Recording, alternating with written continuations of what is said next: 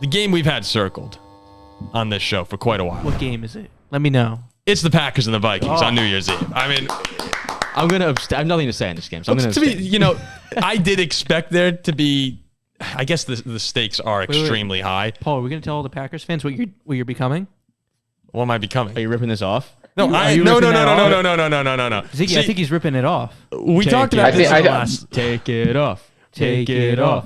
Take it off. I don't even know what's on Take it. it It's off. just a black shirt. It's just a black shirt. I'm not that's because Black Cloud franchise? Yeah, Black Cloud franchise. Maybe that's it. No, don't take your shirt. There's a big misunderstanding going on in the YouTube comment section, or maybe not an understanding, but an attempted movement that I am a closeted Packer fan. And like you can come out of the closet, Paul, comments on in the comment section. And then I clarified in last show, I'll clarify it again. We like Packers fans a lot. They've been super nice to the show, and they're awesome. I hope the Vikings kick their ass on New Year's Eve in Minneapolis. Jaren Hall is starting in this game. Yet another quarterback switch. Hey, Jaren Hall, you ever see the SpongeBob gif where right before he fights Patrick and he rips off his shirt and goes from SpongeBob to this jacked SpongeBob?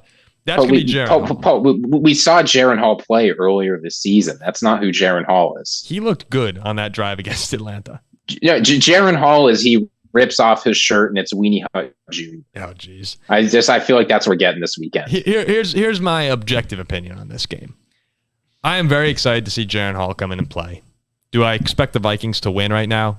No. With Mullins, with Dobbs, with Jaren Hall, although we don't have the tape to watch Jaren Hall other than the one drive really against Atlanta and a couple earlier against Green Bay after Kirk tore his Achilles.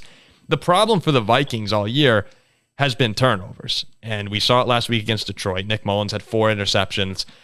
I'd like to see Hall come out and just protect the football. We could get shut down. It's one thing if the Packers defense, which has been really bad the past few weeks, if they just light up a young quarterback, that's fine. But it's so discouraging to see the Vikings offense performing well for the most part in these games, but then you have 2, 3, sometimes 4 turnovers, and you go and look at the box sheet or what am I trying to say here? The stat sheet. The stat sheet, yeah, whatever. The box score. You go look at the box score. Sheet. Yeah, box sheet. Yeah.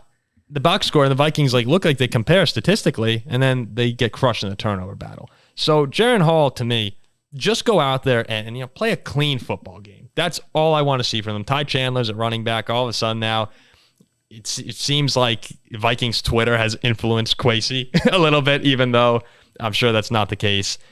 On the Packer side of things, Jordan Love, we've said, has been playing really good football. 13 touchdowns, 1 interception over the past 6 games. The Packer offense has been down a bunch of guys. Christian Watson hasn't played for 3 weeks. Wicks left the game early last week. But despite all these, and Jaden Reed has been out, despite these injuries, the Packer offense is still putting up points and getting the job done. It's been the defense which has been detrimental to a couple of these games here. And now they lose Jaire Alexander. Did you see why he's suspended? Mm-hmm. So for anyone who doesn't know, it is hysterical. And I'm surprised.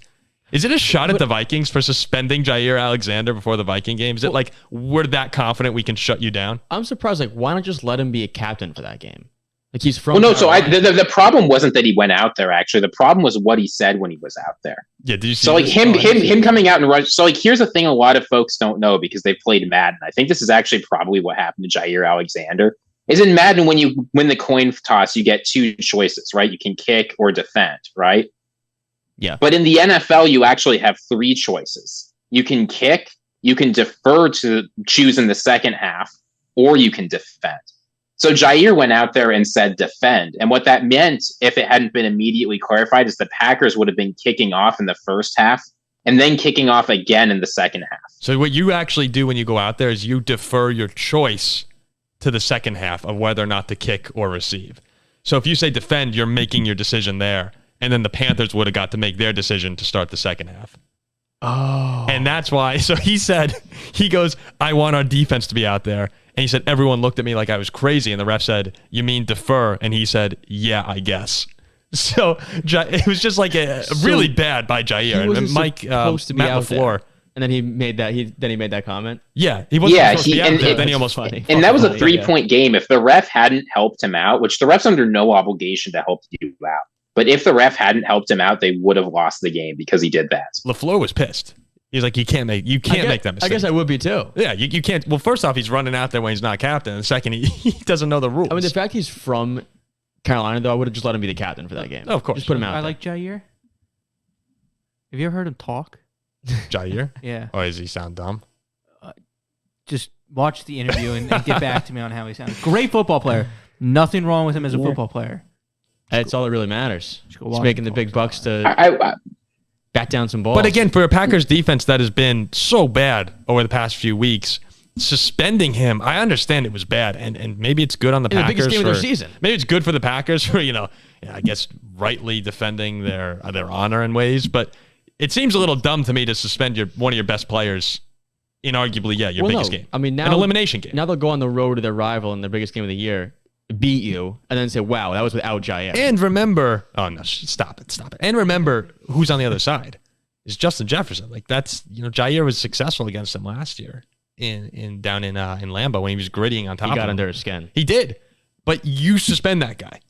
And now you don't have him in this matchup where you could probably fluster a young Jaren Hall. It was weird to me that they made that decision to escalate up to a suspension. I did not see that coming. I will just say about this game, it's going to be really interesting because there's so many personnel differences on both sides of the ball, right? You go back to the last Vikings-Packers game, which fortunately the Vikings won, but it was Kirk Cousins. TJ Hawkinson was our second leading receiver. He's not going to be here. The Packers' 2 starting quarterbacks were Jaire Alexander, who you said is not going to be there, and Rasul Douglas, he got traded at the deadline, so he's not going to be there. Vikings' leading rusher was Alexander Madison. Now it's going to be Ty Chandler. So just a lot of different moving pieces on both sides of the ball here. And it'll be interesting to see how these new players match up. Because for both teams, I think they're trying to get a pulse check, see how things are going into the playoffs and into next season. So we'll see how it goes. And I like the winner of this. The Vikings play Detroit. We'll get to some more playoff talk in a second here. But you're totally right. And the list goes a little further than that for both teams. Like DJ Wanham just got hurt for the season for the Vikings. Like there are way more than just the highlighted players you said.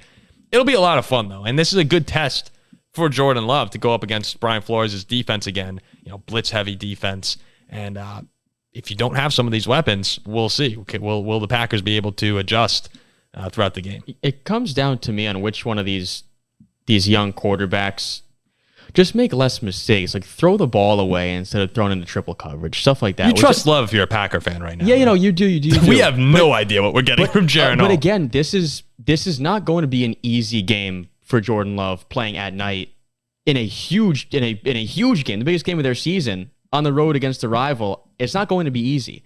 Whichever quarterback though is the quarterback at the end of the day with the stat when the stat line reads 2 interceptions or 2 fumbles. That'll probably be the difference. That's who loses the game. Yeah, I expect Green Bay to win this football game right now. I really hope I'm wrong there, but I will say it'll be a tough game for them. Even on defensively, yeah, the Vikings have a ton of skill players who are really good with the ball in their hands.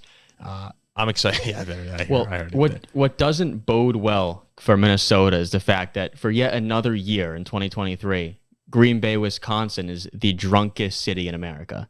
Oh, so now it's New Year's Eve. Thank God we're not in Green Bay. Like I think a ton of Packers fans roll into Minnesota, stumble. They take that stadium over, and then New Year's is popping with cheeseheads. What a great way to close out the year. Vikings, Packers in Minneapolis.